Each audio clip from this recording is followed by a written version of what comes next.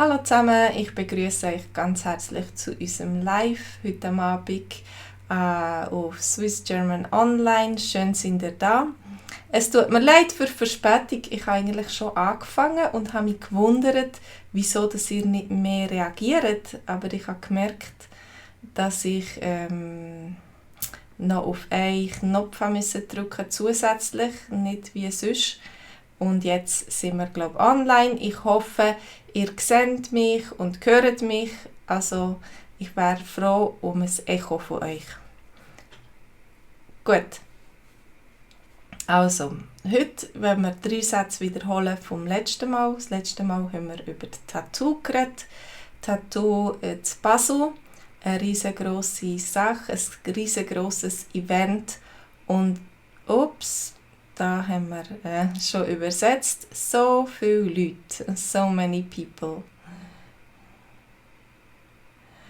Es regnet ständig, gleich wie im letzten Sommer. Ja, ich denke, ich würde mich nicht beklagen über Wasser, solange es nicht Hochwasser gibt und Überschwemmungen. Ich denke, Pflanzen haben lieber so Wetter als ganz heiß, was alles austrocknet. Aber wir sind eigentlich gut um den Regen herumgekommen bis jetzt. Also, was heisst, when are the Australians coming? Genau, wann kommen die Australier? Und dann haben wir noch Österreicher, unsere Nachbarn. Aber ich bin gar nicht sicher, ob die am Tattoo sind oder nicht. Vielleicht hat es ja auch österreichische Musikformationen gehabt. Und das nächste ist okay, we'll take 2. Das ist okay, wir nehmen 2 oder gut, wir nehmen 2 Billette. Genau, da haben sie 2 Billette genommen für das Finale vom Tattoo am letzten Samstagabend. Und jetzt sind andere Festivals gewesen. Ich weiß nicht, ob ihr irgendwo an ein Konzert sind oder so. Auf jeden Fall steht der 1. August vor der Tür. Ja, wisst ihr noch, der 1. August ist ja unser Nationalviertag. Wenn du in der Schweiz lebst, dann kommst du nicht drum herum. Du merkst sicher, dass es bald 1. August ist. In den Bäckereien verkaufen sie 1. August weg und man kann so verschiedene andere 1. August Sachen kaufen oder 1. August Dekorationen sehen. Oder Vorbereitungen für die grossen Feuer. Zum Beispiel, ja, wenn du im Ausland bist, dann vielleicht kannst du es ein bisschen verpassen oder vergessen.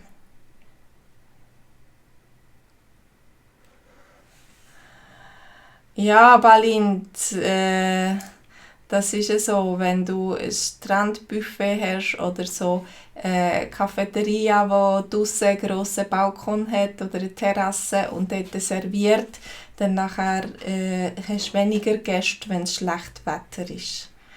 Das ist ja so. Manchmal ist es besser, manchmal ist es schlechter.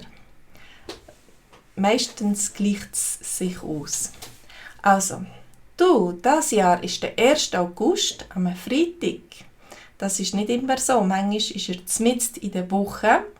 Aber dieses Jahr ist er am Freitag. Und wenn er am Freitag ist, dann ist das gut, weil man dann ein verlängertes Wochenende hat.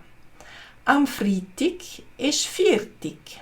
Also ein Tag zum Feiern. Wir feiern den 1. August.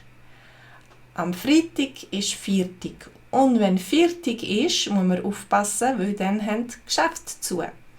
Die meisten Geschäfte. Natürlich hat es auch viele Geschäfte, die auch am Viertag offen haben, so wie wenn sie die auch am Sonntag offen haben zum Beispiel.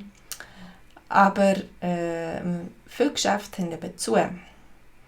Das ist dann cool. Am Freitag ist Viertag. Das heisst, ich muss nicht arbeiten. Das ist cool. Ich habe einen Tag mehr frei. Was machen wir? Was machen wir an dem langen Wochenende? Was machen wir? Oder Was macht ihr? Wir könnten übers Wochenende auf Rom fliegen. Oder in eine andere Stadt. Oder auf New York. New York ist ein bisschen weit für ein Wochenende nur. Wir könnten übers Wochenende auf Rom fliegen. Spinnst? Das sind ja nur 3 Tage oder so. Was würde auch der Urs sagen? Der Urs ist gegen das Fliegen. Er macht immer lokal Ferien. Ich weiss nicht, wann er das letzte Mal geflogen ist. Was würde auch der Urs sagen? Das ist total unökologisch. Nur so schnell für ein Wochenende so weit fliegen. Auf Rom könnte man ja auch mit dem Zug. Oder auf Prag, oder auf Berlin, oder auf Budapest. Es gibt viele Zugverbindungen zu Europa. Das Fliegen ist total unökologisch. Was ist schon dabei? Was ist schon dabei? Das kommt doch nicht darauf ab. 2 Personen mehr oder weniger. Das machen doch alle. Alle Leute gehen fliegen. Jetzt ist Ferienzeit. Und ich habe gehört, dass so viele Leute fliegen wie noch nie. Dieses Jahr ist scheinbar der Flughafen Zürich so gut ausgelastet, hat so gute Zahlen wie noch nie. Vielleicht liegt es am schlechten Wetter, dass alle wollen, irgendwo in den Süden fliegen oder an einen wärmeren Ort, wo man mehr Sonne hat, wer weiß. Auf jeden Fall haben wir wieder einen Rekord. Das machen doch alle.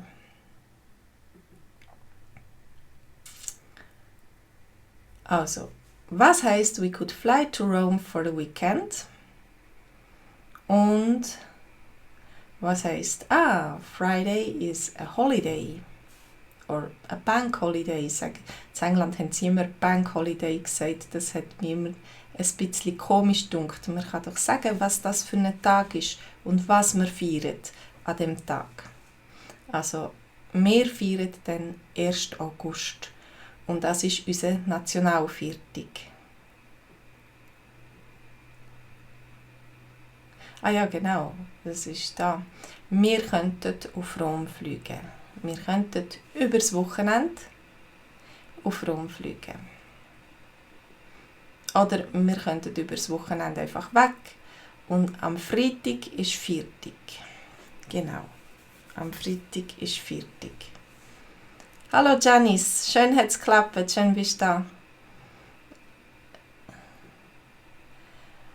Okay, wie hast es du mit dem Fliegen und kurzen Städtereisen an verlängerten Wochenenden? Vielleicht 3 Tage oder 4 Tage oder 5 Tage, also für kurze Zeit. Wie hast es du? Machst du das manchmal? Lass dich verführen von der Reklame? Gut, dann kommen wir zum zweiten Teil. Der 1. August ist doch der Schweizer Nationalviertag. Wir können doch nicht auf Rom ausgerechnet am 1. August. Dann verpasst du etwas, wenn du dann weggehst ins Ausland. Sicher, ja. Ich habe das ganz vergessen, dass am 1. August ja der 1. August ist unser Nationalviertag. Die Schweiz hat Geburtstag am 1. August. Ja, der 1. August in der Schweiz, das ist ein Erlebnis. Da gibt es ganz viele Sachen, die man machen und teilnehmen kann. Es gibt schon Sachen am 31. Juli, am Abend. Die Idee ist, dass du dann am 1. August kannst ausschlafen kannst. Und wenn du am 1. August feierst, ist das häufig am nächsten Tag, am 2. August, ein Arbeitstag und dann kannst du nicht ausschlafen. Also Sachen, die in der Nacht stattfinden, finden manchmal schon am 31. Juli statt. Der 1. August, das ist ein Erlebnis. Willst du am 1. August den Sonnenaufgang schauen? sehr wahrscheinlich ist das Wetter etwas besser und du hast Chancen, den Sonnenaufgang zu sehen. Möchtest du den Sonnenaufgang schauen? Das ist eine gute Idee. Sogar in unserer Nationalhymne ist eine Strophe mit «Trittst im Morgenrot daher». Das heisst, das ist eben am Morgen früh, wenn die Sonne aufgeht. Du kannst das gerade erleben. Oh, als ich noch jung war, Jalil, ist sie 700-jährig geworden. 91, das war im 91, also 734. Kann das sein? Wir feiern nur noch die Runde, dann wissen wir genau die Jahrzahl. Nein, das ist mir zu früh. Wenn du den Sonnenaufgang sehen willst, dann musst du vielleicht am 3 oder 4 Uhr am Morgen schon aufstehen und irgendeinen schönen Ort gehen. Das ist mir zu früh. Ich glaube, das letzte Mal, als ich den Sonnenaufgang gesehen habe, war es auf dem Creux du Vent im Jura. Und das war ein ganz schönes Ereignis. Genau, 1291 ist die Schweiz gegründet worden, offiziell. Also das ist mir zu früh, wenn ich so früh aufstehen muss. Aber es gibt auf dem Land viele Möglichkeiten für den 1. August-Brunch. Wir sind auch schon auf einen Bauernhof gegangen, zu einer Bauernfamilie, die das anbietet. Und sie haben dann viele Tische und Bänke aufgestellt und ein riesiges Buffet und das alles schön dekoriert mit Blumen.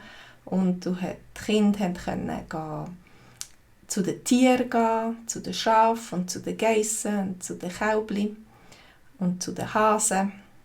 Das war interessant und man hat Leute kennengelernt. Wir sind mit der Familie gegangen, aber man hat auch andere getroffen.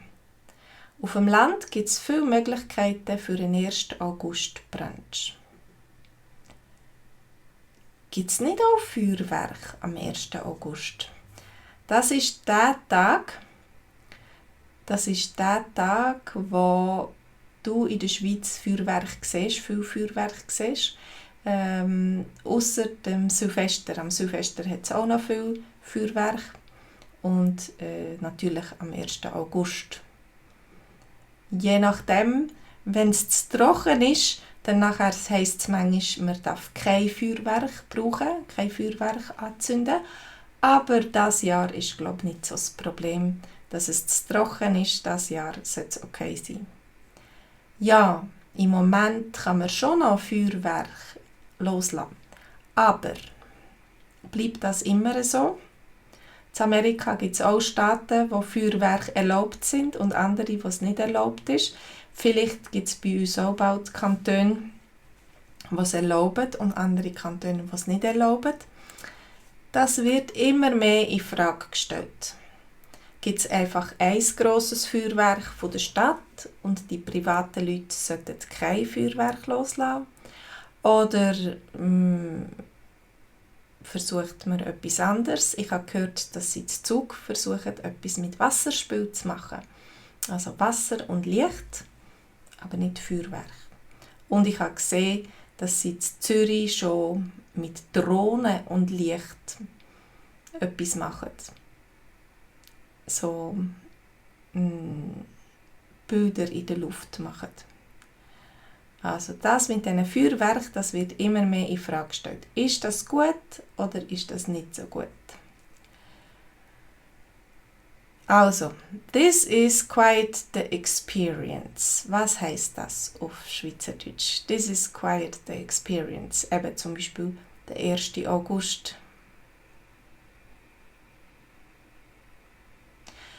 Balint, im Engadin ist es dieses Jahr auch untersagt. Also es ist verboten, man darf kein Feuerwerk zünden. Natürlich, es wäre schade, wenn es dann einen Waldbrand geben oder etwas. Das Feuerrisiko ist zu hoch.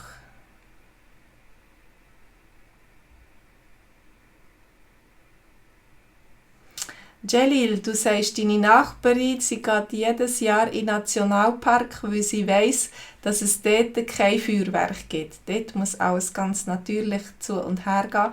Vielleicht gibt es ein Feuer, aber kein Feuerwerk. Dann der zweite Satz, aren't there fireworks too? Und eine Frage an euch, feierst du den 1. August auch? Oder nicht? Was machst du am 1. August? Also, this is quite an experience, heisst auf Schweizerdeutsch, das ist ein Erlebnis. Wow, das ist ein Erlebnis. Genau. Und dann, aren't there fireworks too? Das ist schon ein Erlebnis, ja. Das muss man einmal gesehen haben. Auch wenn du vielleicht noch nicht lange in der Schweiz wohnst oder noch keinen Schweizer Pass hast, du kannst gleich 1. August feiern. Gibt es nicht auch Feuerwerk? Genau. Gibt es nicht auch Feuerwerk? Man könnte auch fragen, gibt es auch Feuerwerk? Also wenn du fragst, gibt es nicht auch Feuerwerk, dann musst du antworten, doch, es gibt Feuerwerk. Oder nein, es gibt kein Feuerwerk.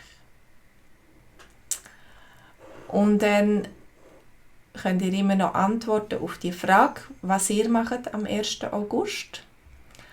Und wir fahren weiter mit unserem dritten Teil. Da ist es der 1. August-Brunch. Schau, das schöne Buffet. Das ist ein schönes Buffet, es hat viele Leute. Es gibt gute Sachen. Auf den Bauernhöfen häufig Produkte, selber gemachte Produkte. Was möchtest du?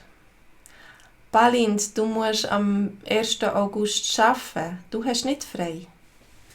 Also dann schaffst du vielleicht bei einer ausländischen Firma, die sagt, hey, das ist der 1. August, aber wir arbeiten. Wenn du im Ausland wohnst, dann musst du sehr wahrscheinlich auch arbeiten. Was möchtest du? Rösti, ein Spiegelei mit Speck oder ein 1. August-Wecken mit hausgemachter Konfi. Heute kannst du in vielen Bäckereien so 1. August-Wecken kaufen. Das ist ein bisschen wie Zopf, so runde Wecken mit einem Kreuz oben drauf und einem Fähnchen drin meistens.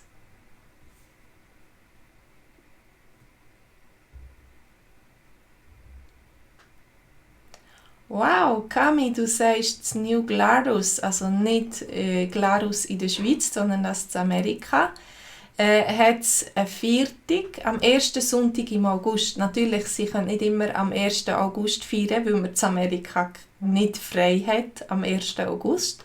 Dafür ist es immer am 1. Sonntag im August. Und dort haben sie einen Kinderchor, einen Männerchor. Vielleicht jodeln sie sogar, wer weiß. Könnt ihr dort jodeln? Und schwingen. Ein Schwingfest. Und man kann draussen essen. Super. Gehst du an das 1. Augustfest oder an das Fest? Janis, ihr geht normalerweise am 31. Juli auf Basel zum Feuerwerk. Dort haben sie ein grosses Feuerwerk, schon am 31. Ja, das ist schön. Feuerwerke sind schon schön zum sehen, zum schauen. Kann ich von allem ein bisschen probieren? Ich kann mich nicht entscheiden, es hat so viele gute Sachen auf dem Buffet. Kann ich von allem ein bisschen probieren? Ja. Da haben wir noch eine Käseplatte mit regionalen Käse, Anke und Birchermüsli. Also es gibt viele verschiedene Sachen. Vielleicht gibt es noch mehr und ich habe einfach nicht alles gesagt. Ja, Cami, du gehst an die Feier feiern. Schön. Also, wir wiederholen. Look at that beautiful buffet. And can I try a bit of everything? Die 2 Sätze wollen wir übersetzen. Und dann haben wir die Frage, bist du auch schon an den 1. August Brunch gegangen? Erzähl. Also da sieht man jetzt Feuer. Ich glaube, es war ein bisschen schwierig, einen Film zu finden mit dem Brunch. Aber später am Abend gibt es dann noch so ein 1. August Feuer.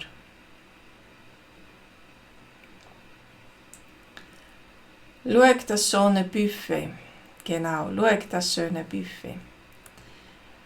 Und can I try a bit of everything?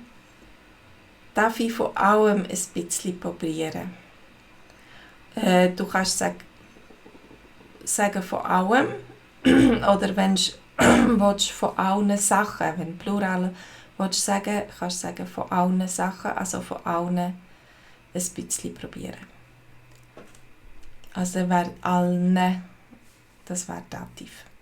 Kann ich von allem ein bisschen probieren? Super.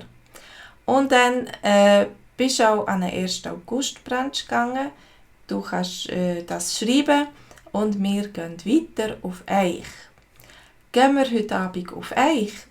Eich ist im Kanton Luzern, in der Nähe von Sempach. Wenn man dort so auf den Berg rauf geht, hat man eine schöne Aussicht und dort hat jemand privat so eine grosse Initiative.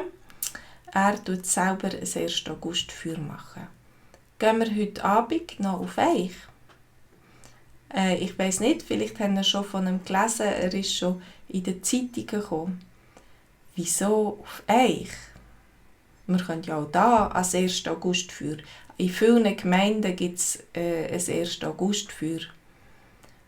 Bei den einen ein bisschen grösser, bei den anderen ein bisschen weniger gross. Aber wieso auf Eich? Dort haben sie das grösste 1. August Feuer der Schweiz. Heisst es. Ja, ausser es will jemand Konkurrenz machen und hat jetzt angefangen, auch noch so einen grossen Turm zu bauen. Das ist ein Feuerturm. Er wird am Freitagabend am 10 Uhr angezündet. Er ist etwa 22 Meter hoch und aus 100 Tonnen Holz. Das ist gestanden, aber ich kann mir nicht vorstellen, wie viel das ist. 100 Tonnen Holz. 22 Meter hoch. Das ist ja ein paar Mal so hoch wie unser Haus. Unser Haus ist 8 Meter hoch.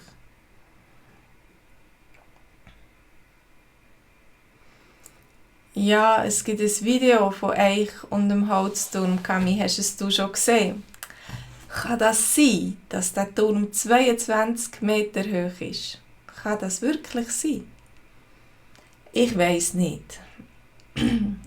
Sehr wahrscheinlich wird es schon stimmen, wenn sie das so sagen. Ich weiss es nicht genau. Auf jeden Fall ist es eine riesengroße Sache.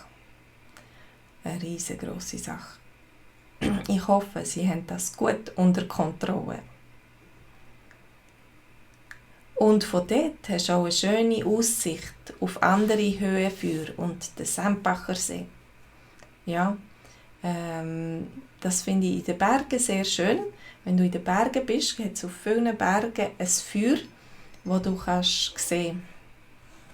Ich weiss nicht, ob es auf jedem Berg ein Feuer hat, aber auf vielen Bergen hat es sicher so ein 1. August-Feuer. Das ist ein richtiges Volksfest mit einem DJ dort zu Eich. Sie haben einen DJ, sie haben einen Barbetrieb, sie haben eben das Feuer. Ja. Hat dort auch ein Politiker eine Rede? Ja, das ist auch sehr Tradition, dass Politiker an die Feste kommen und eine Rede halten über die Schweiz. Und so, ja. Ich muss sagen, ich habe schon lange keine 1. August-Rede mehr gehört. Aber sehr wahrscheinlich geben sie sich schon Mühe und versuchen, etwas Gescheites zu sagen. Nein, ich glaube nicht. Es gibt, glaube ich, keinen 1. August-Rede. Es ist privat organisiert. Aber sie singen sicher den Schweizer Psalm oder man könnte auch sagen die Schweizer Nationalhymne. Seit kurzem gibt es eine neue Strophe oder einen neuen Text. Ich habe nur den alten Text und ich finde ihn sehr schön. Aber die neue Strophe ist auch nicht schlecht. Also man könnte sie zum Beispiel als 4. Strophe oder 5. Strophe, ich glaube der Normaltext hat 4 Strophen, oder als 2. Strophe könnte man den neuen Text singen. Aber ich glaube, den können noch viele Leute noch nicht auswendig. Also, sie singen den Schweizer Psalm. Ich tue immer gerne singen und manchmal singe ich den Schweizer Psalm auch, wenn ich zum Beispiel an einem Sonnenaufgang bin in den Bergen. Dann passt es wirklich gut. Also, oi.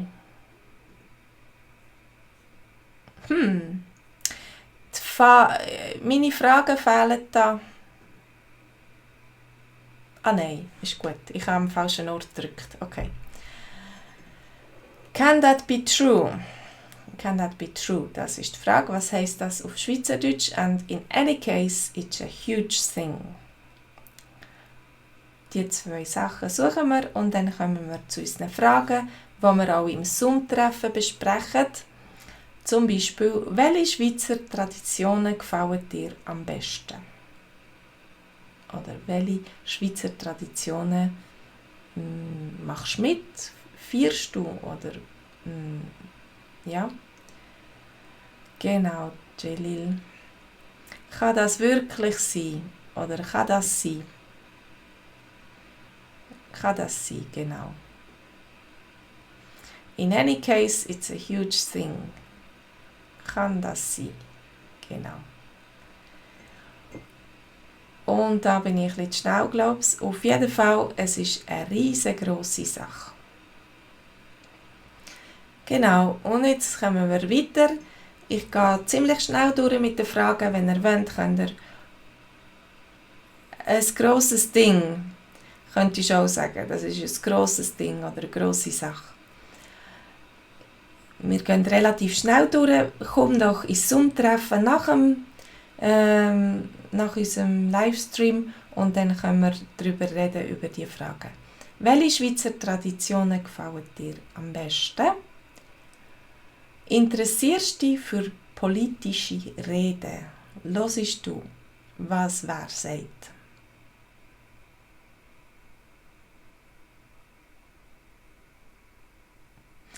Oh, Balind, du weisst etwas Interessantes. Bis im 1961 hat die Schweiz eine andere Nationalhymne gehabt und die hat geändert, weil die Musik fast die gleiche war wie God Save the King. Und wir wollten eine eigene Nationalhymne haben. Danke, Balind, das habe ich nicht gewusst. Genau, es ist besser, wenn man hört, dass das unsere Schweizer Nationalhymne ist und man sie nicht verwechselt. Interessierst du dich für politische Reden? Hast du am 1. August frei? Feierst du den Nationalviertag von deinem Herkunftsland? Ich glaube, jedes Land hat so einen Nationalviertag oder einen Unabhängigkeitstag oder so. Ja. «Rufest du mein Vaterland» hat der Titel geheissen, von der alten Nationalhymne. Hast du gern Feuerwerk? Vielleicht bist du ein Pyroman. Mein Sohn, der Jüngste, der hat sehr gern Feuerwerk. Der gibt immer jedes Jahr viel Geld aus. Aber er muss sein Sackgeld ausgeben für Feuerwerk. Wie viel Geld gibst du für Feuerwerk aus? Findest du, man sollte Feuerwerk verbieten? Findest du das nicht gut?